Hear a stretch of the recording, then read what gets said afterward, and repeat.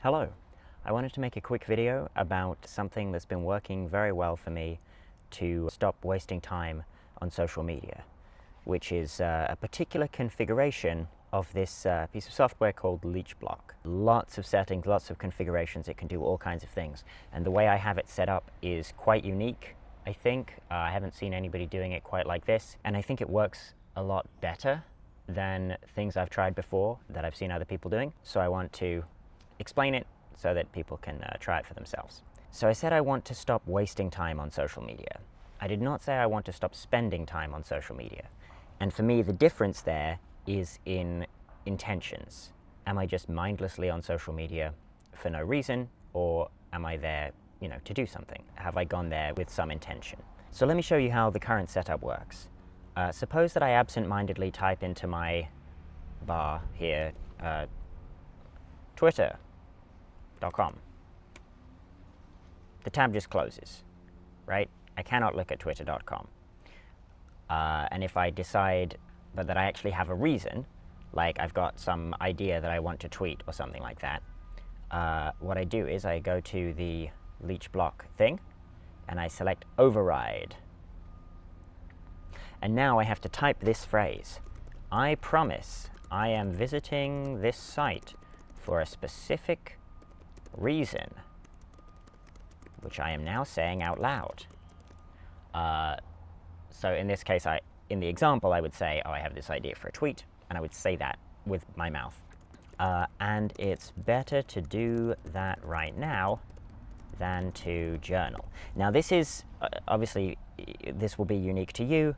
For me, I find that when I am absent-mindedly trying to go on social media, it's because I feel sort of a bit lost, a bit at a dead end. I don't have anything specific that I'm trying to achieve right now.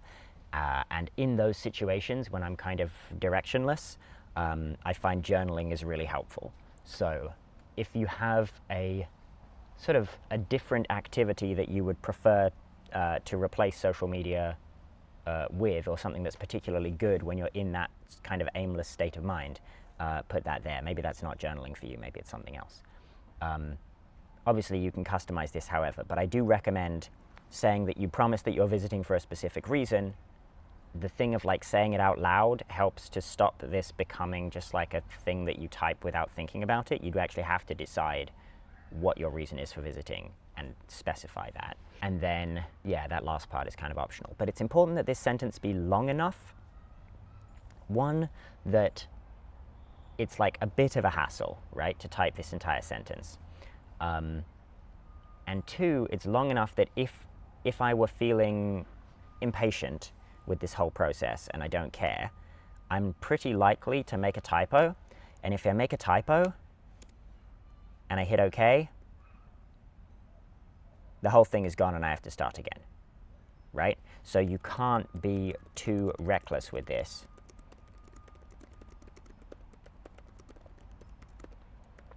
And then usually, when I'm then going through it the second time,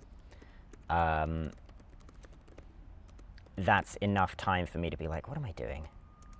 I shouldn't be doing this. I want to be doing something else right now. It gives you enough time to kind of wake up and become aware of what you're doing. A lot of things have a bypass that's just too quick, and then you can kind of do it before your conscious mind has enough time to take control of what you're doing and be intentional. So, right, I have to say it out loud again. I'm going to demonstrate for the video what it's like that I can now go to Twitter.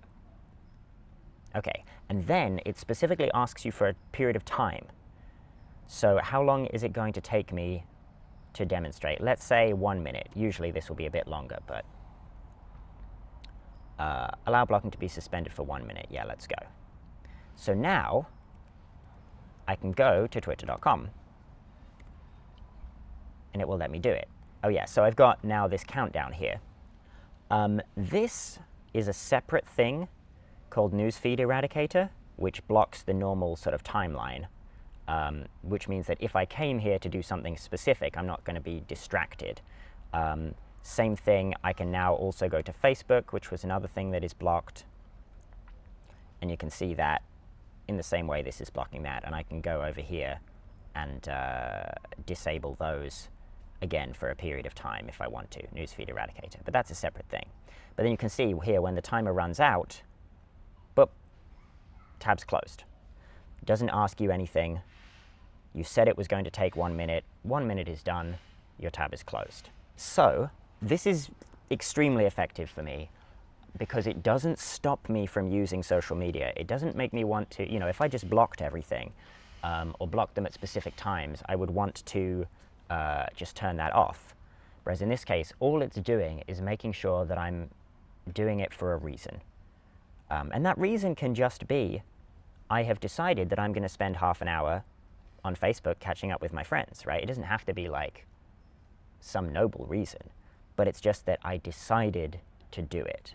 It's not aimless, it's not mindless, it's a conscious choice. So let's look at how this is set up. Load up the options. So there's a lot going on. A lot of different things are possible with this software. And so this is why I wanted to talk through this particular setup so that you can set it up for yourself if you want. So you can have all of these different blocks. This one I'm calling intentional social media. And you can see here the different things that I'm blocking. So I'm blocking facebook.com, tiktok.com, twitter.com, and x.com. Things with a plus in front of them are allowed specifically.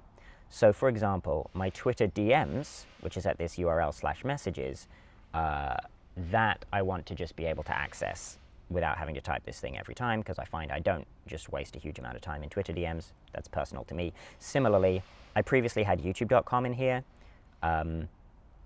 And so studio.youtube.com is like the administrator panel for your YouTube channel. That's work. I'm not wasting time there. Similarly, I want to be able to go to Reddit results that I get to from Google. So even if I don't want reddit.com to be accessible, because if I go there, I'm just like browsing Reddit in an aimless way. But if I'm jumping to a specific subreddit because I'm getting there through a Google result, I want that to be allowed. So obviously configure these however you want for which things you want this to apply to. Then you want to select all day to have this happen at all times, all the days of the week, and then how to block.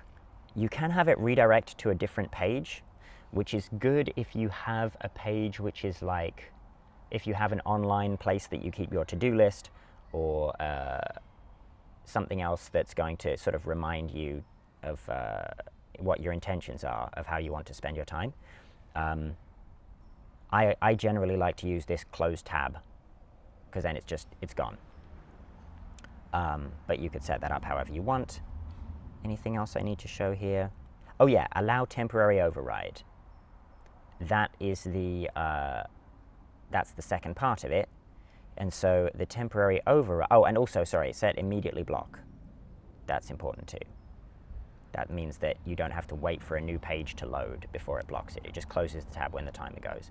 Otherwise, you end up in this situation where you're like, okay, well, I can still be on Twitter as long as I don't click anything. And as soon as I click anything, it'll all close, which is like, I don't know, a weird state. Just have it immediately block.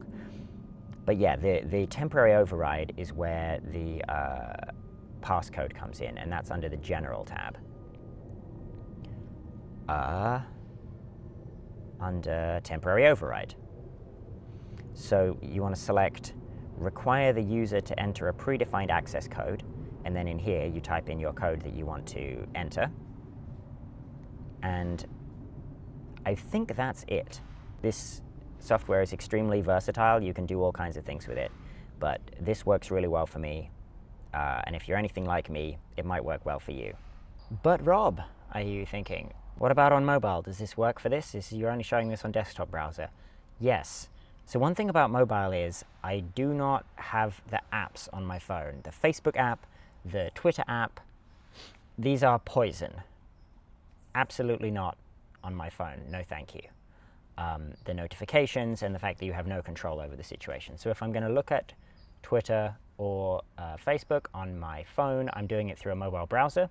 And if you use a mobile browser, you can use LeechBlock. It's available, at least on Android. If you have an iPhone, I don't know how to help you, but maybe somebody in the comments does. Or maybe have they moved the comments? Wherever the comments are. However, what if you need to use an app? So for example, I kind of need to use the YouTube app because there's various functionality that I rely on, which the mobile browser experience doesn't have. In that case, I don't know what to do.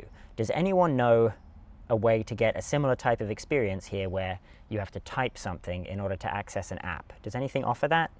Again, if so, let me know in the comments. I hope that's helpful. I hope you can recover a bunch of your time and get more of the things done that you want to get done and spend your time more the way that you would consciously choose to spend it. Thanks for watching and good luck.